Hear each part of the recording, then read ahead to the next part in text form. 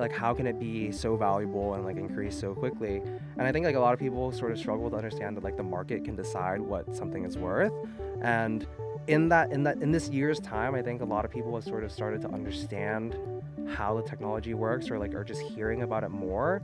That people like a year ago who were like, oh, I hope you sold like all your NFTs, like I hope you got out while you can, they're in return like asking me for advice now. Welcome to an interview episode of Tech in the Arts, brought to you by the Arts Management and Technology Lab at Carnegie Mellon University.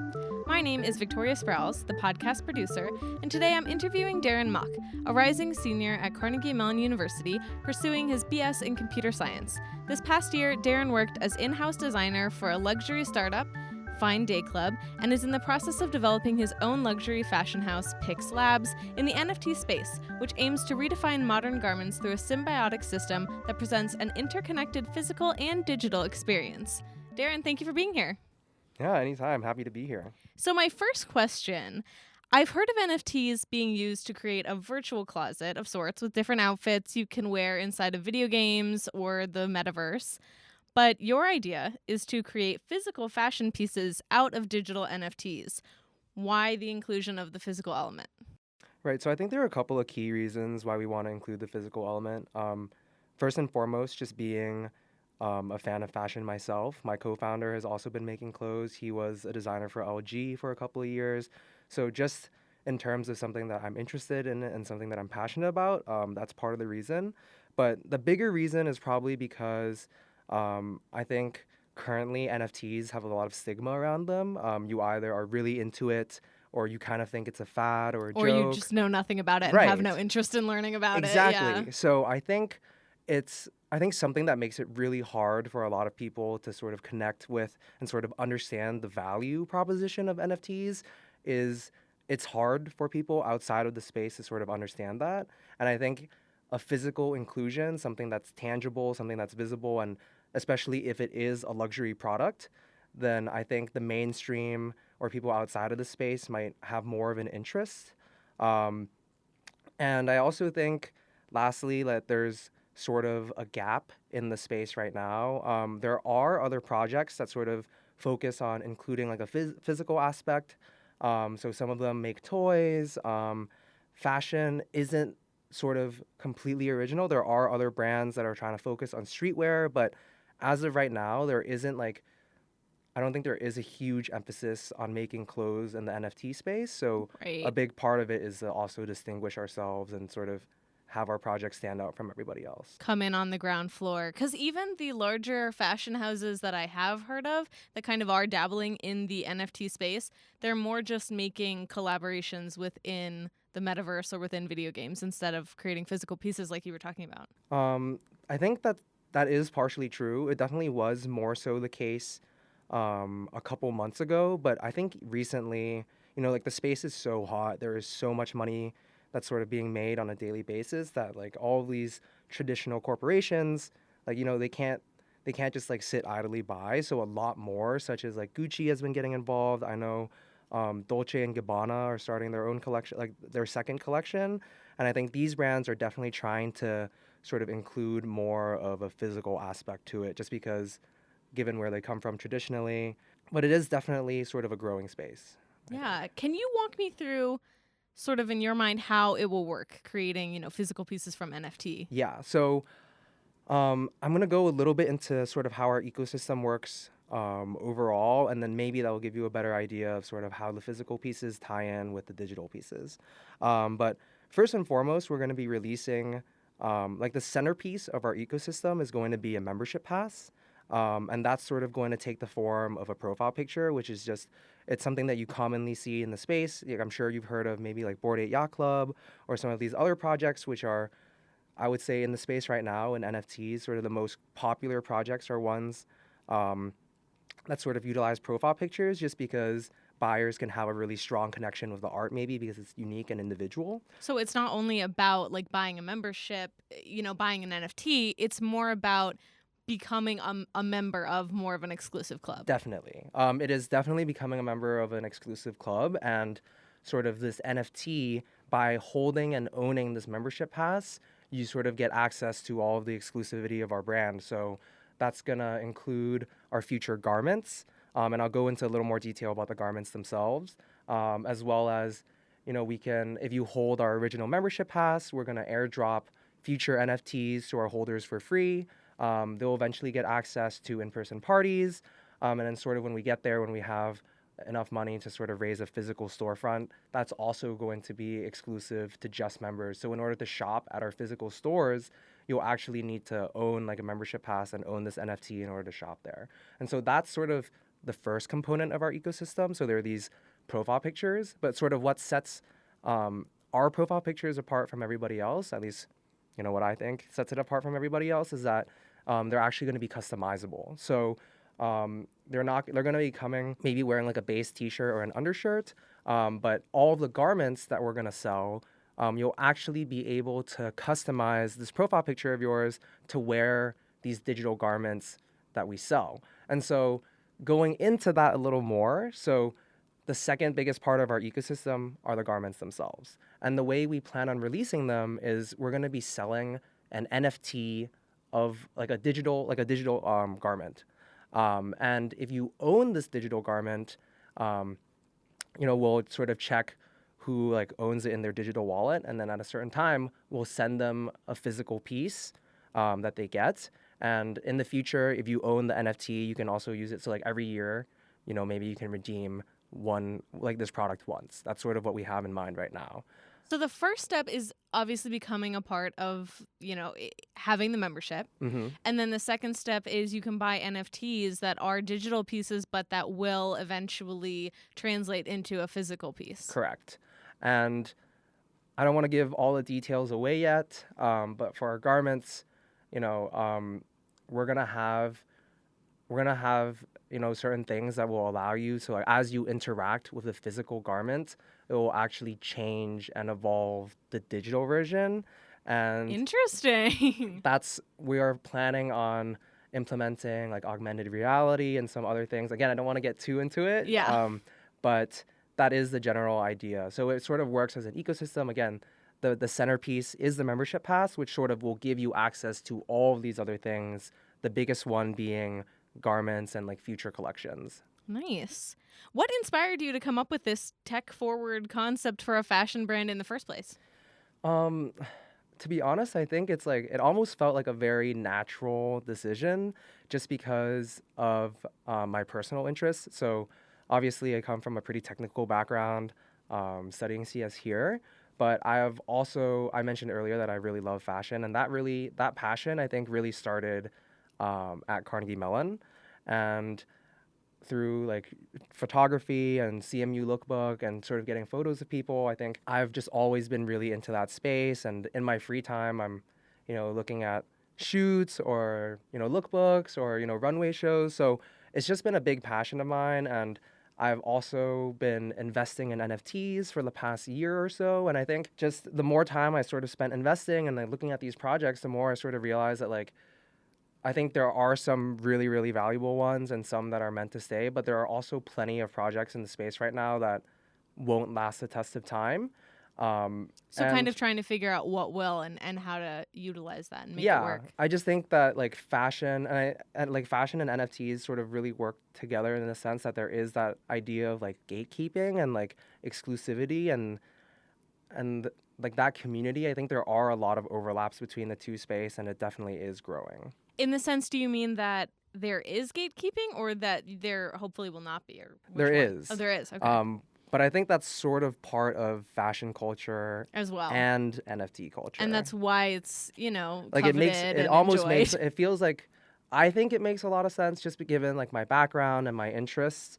And I also think like NFTs are sort of a great combination between sort of creative work and just like tech in general. And I really feel like just my background was sort of exploring, design work during my gap year, and being into photography and sort of just being in love with sort of all these creative passions. But, it just really works in line with my past experience and stuff like that. So it almost felt like it kind of feels like I was like born to do this. That's what I tell myself. No, anyways. I like it. Yeah. Entrepreneur. So when I buy a piece of clothing from your fashion line, which we've already established would be through purchasing an NFT, am I also buying an NFT in the sense of like an artwork NFT along with it? As in the shirt I'm buying is linked to a specific piece of art? Or am I buying the fashion piece that will enable me to wear any number of different NFTs that I already have previously purchased? So you're actually going to be buying the NFT, and then that will come with an art piece sort of attached to it. So there will be a digital version of, whatever garment you buy, and that's going to enable you to get the physical garment. So each individual piece is attached to an individual artwork. Correct. But I did sort of mention that earlier. We will sort of have a way where, like, as you interact with the physical piece, it can be changed. It will update and sort of evolve the digital artwork as well. So you obviously see NFTs as more than just a passing fad, given your investment in this idea, and I think it sounds great. Why do you think NFTs are here to stay? Kind of why do you think they have that staying power? I know you talked about how some are not here to stay necessarily, but what do you think makes NFTs, like, as an idea, the future? So this is a super loaded question, but I think there are a couple of key reasons.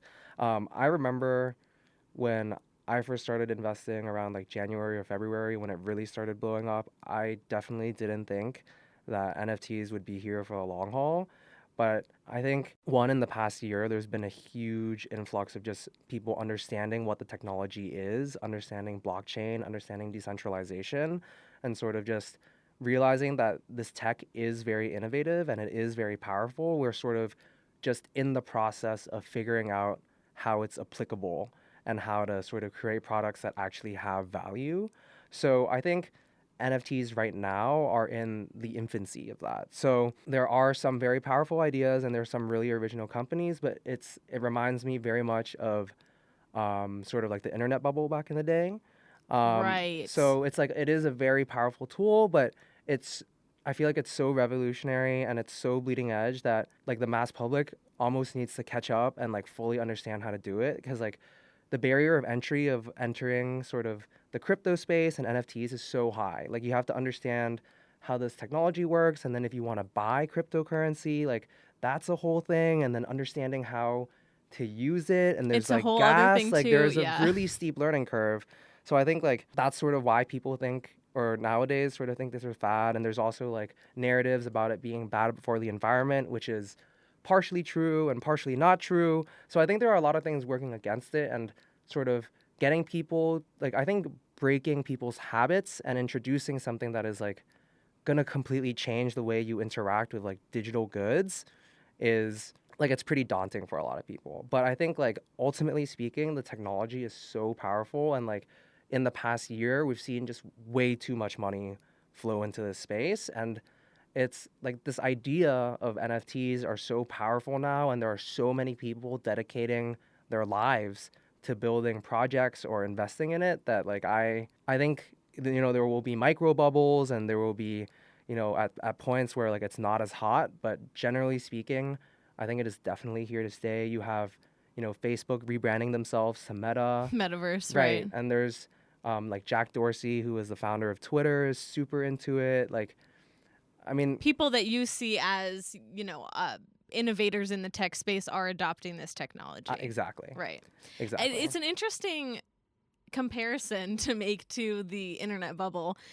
People who might have said that was a fad 20 years ago, Yeah. we would laugh at that now. So, it's, I even within this past year, I have seen so many people jump from, being like, oh, I remember last year when I first started investing in NFTs in February, it was still during my gap year. I was in Taipei, and sort of nobody really knew about them except for the fact that it's like you're buying JPEGs, or like you're buying they're videos. Basically like you're buying nothing. Right. Like, so what?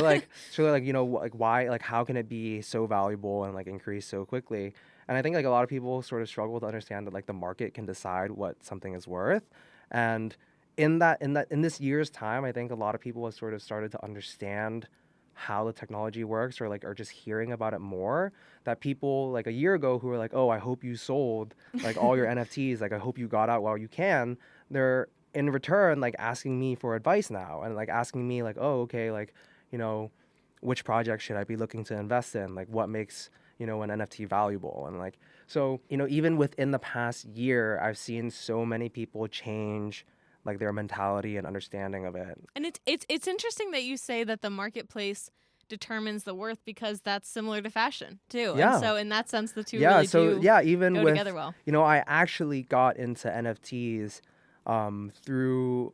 So I started off as part of the reasons why I got into fashion was I actually started off being like really into sneakers. And I would spend a lot of my time reselling sneakers. It's so funny because sneakers is another one where I'm like, I don't understand how they can be Yeah, worth so no, much money. a lot of people don't get it, and they're like, Yeah. why would you pay $10,000 for a pair of shoes, which is like that's a car or and like then you're a never house. gonna wear them.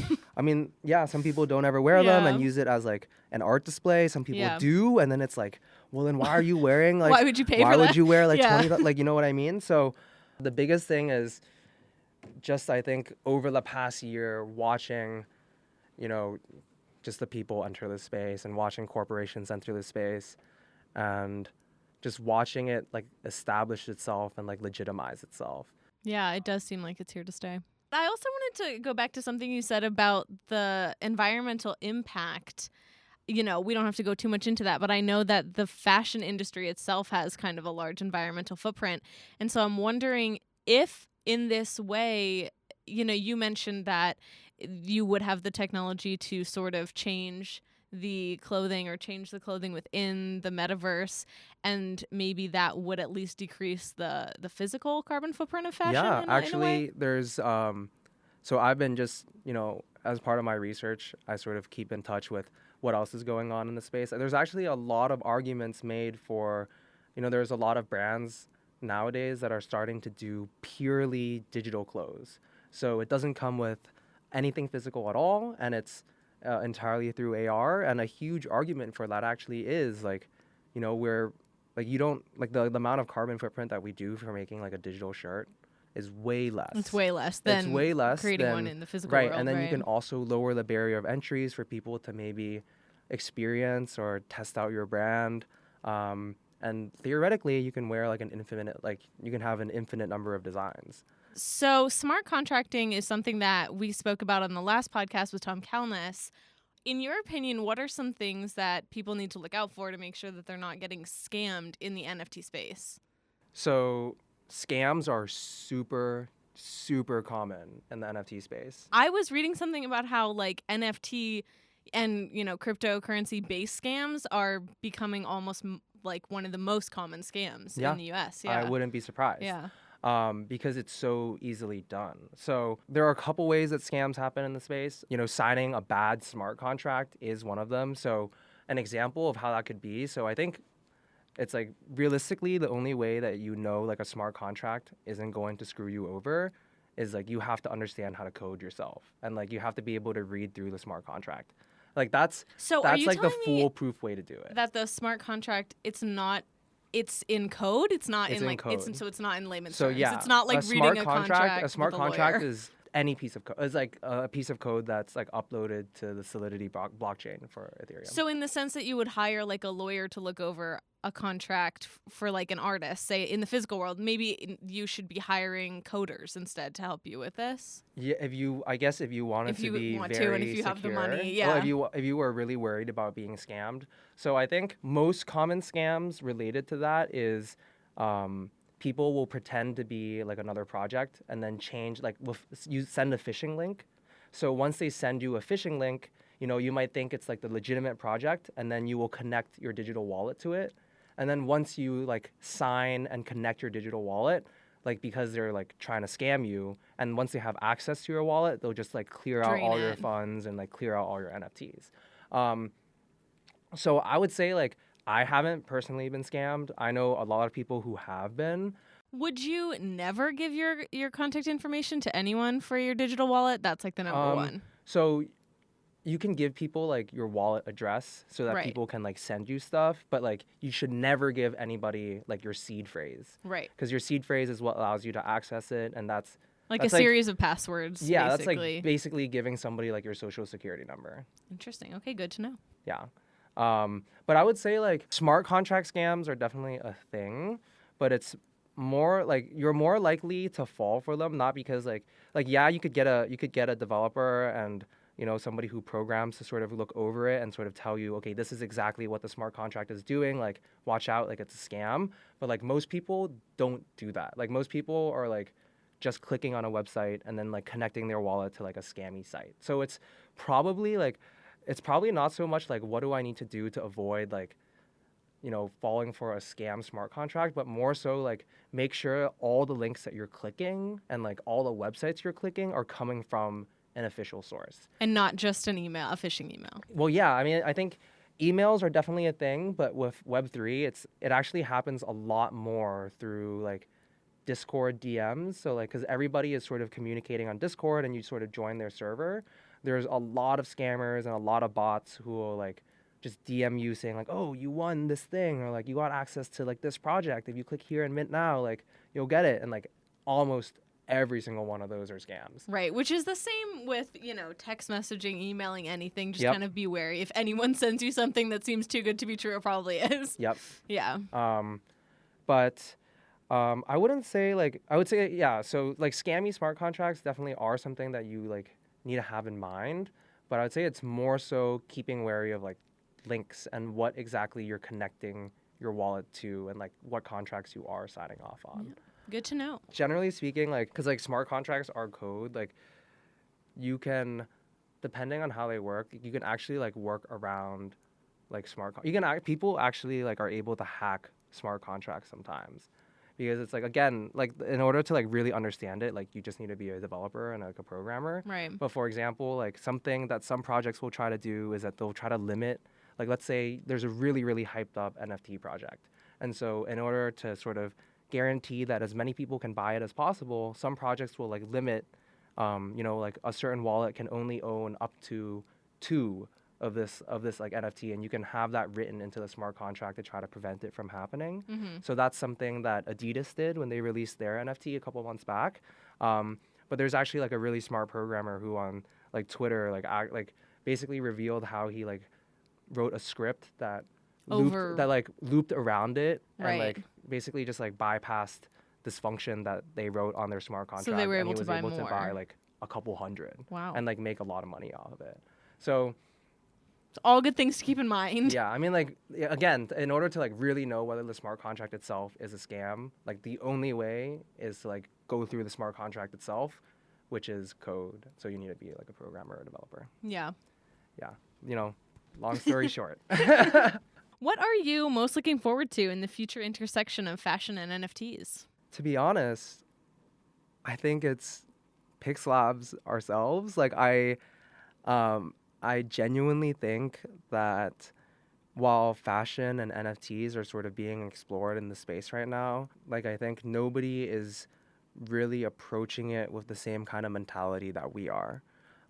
In the sense of like there are other people in the space sort of making physical goods that sort of you can get through redeeming, like you can redeem like a physical good through your digital NFT, but I have sort of yet to see anybody come up with a way where the experiences are tied together and how you interact with one thing will affect something else. Yeah, and I know I'm being like very, very high vague, level but yes, and very and mysterious about it, but you're just gonna, I mean... We'll see when it happens. So the plan is ideally we can launch our website within a month.